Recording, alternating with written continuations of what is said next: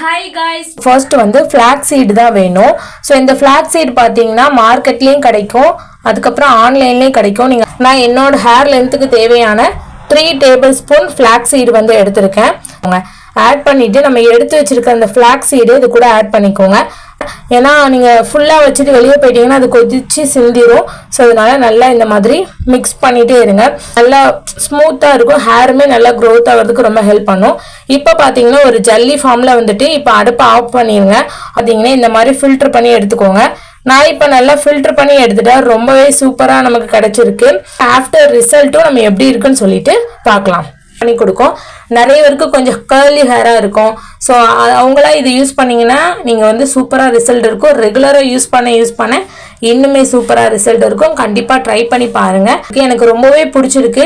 எந்த சிக்கு எதுவுமே இல்லை, சூப்பராக இருக்குது. ஸோ கண்டிப்பாக எல்லாருமே ட்ரை பண்ணி பாருங்கள்.